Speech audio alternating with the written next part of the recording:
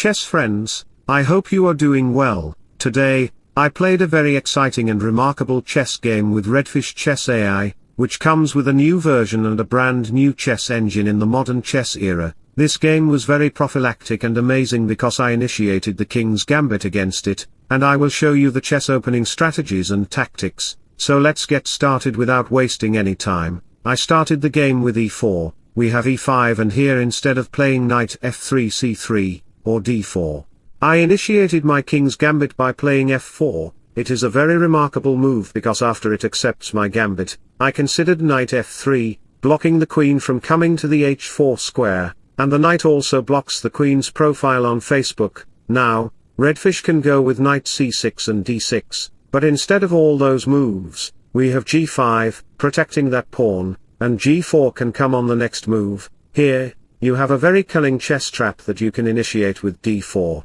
Let me show you the variation.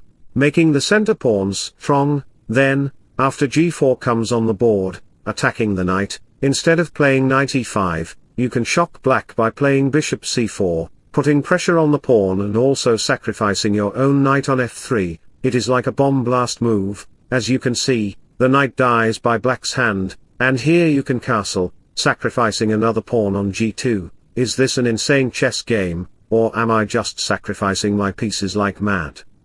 Here, I played a very cunning move. I sacrificed my second piece on the f7 square because the rook file can be opened there. After queen to h5 check happened in the game, you can see that your king has only two good squares to go. If the king goes to e7, then I can capture the pawn, and I am threatening to give you a check on f7 and also with the e5 square, so as the knight moves, I can capture the knight, and consequently, bishop to g5 can come on the board to win your queen on the next move.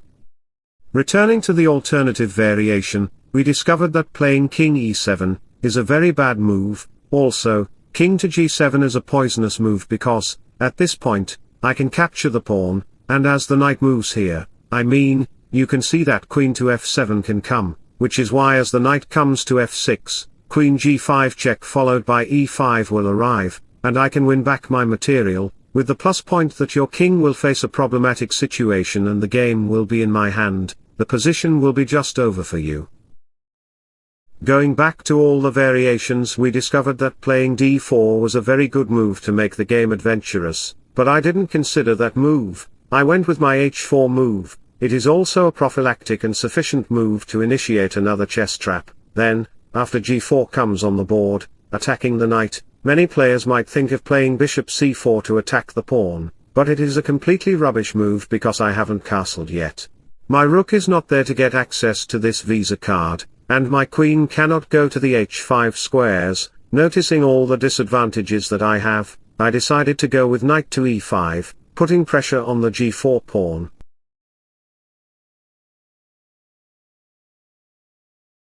As the bishop moves and bishop comes to c4, I am putting pressure on the pawn, so after knight h6 arrives on the board, we have d4, putting pressure on the pawn. Redfish just gets very angry, and its face becomes very red as it kills my pawn on h4, making its hands red.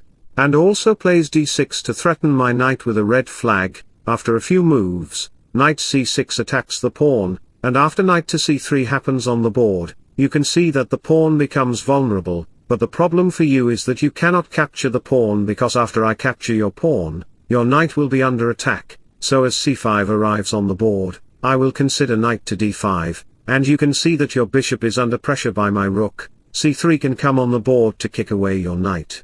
My knight is dominating the center area and your territory, and black's king will face very domestic problems and will suffer from COVID-19.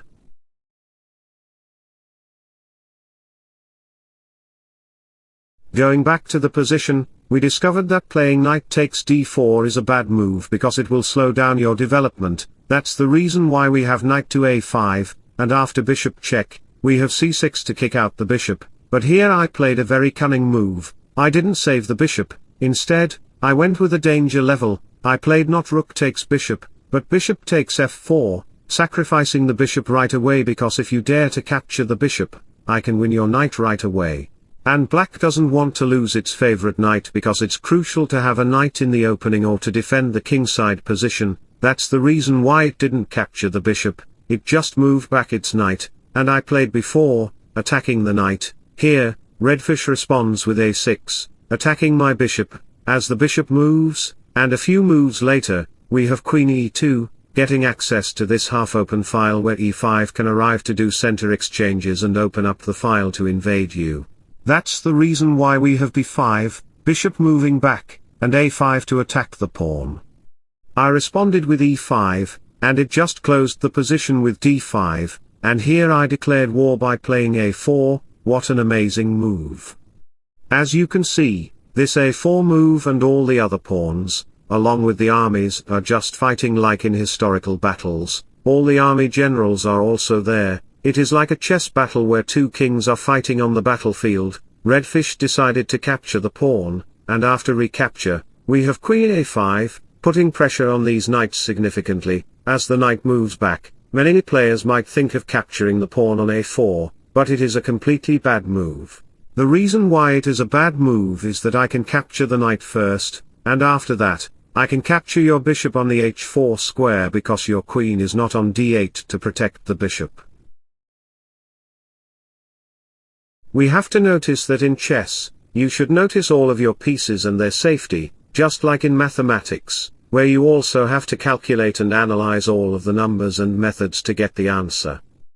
Going back to the position, the pawn cannot be captured, so after b4 and the subsequent capture, we have knight to e4, so far so good. The knight is creating some valuable advantages on my kingside to destroy your king, that's why the bishop moves back, and we have knight to d6 check. Here, many players might think of capturing the knight, but the problem for you is that after the capture and the bishop comes in, I can go with d5, putting pressure on the bishop, and after you capture it.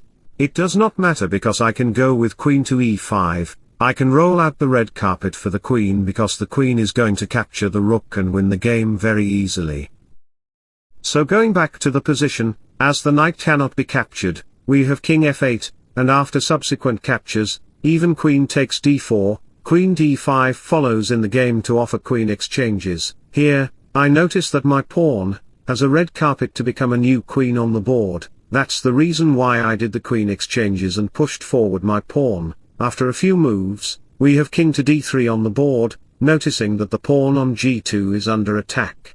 But the problem for you is that you cannot capture the pawn because I can push forward my pawn, and it is only 2 steps away from becoming a new queen. Your bishop is just paralyzed on the board because all my pawns are just protecting these squares. The knight cannot move out from its home to join the h8 rook, and the other rook is stuck behind the pawn. This position will be winning for me, the game will be over.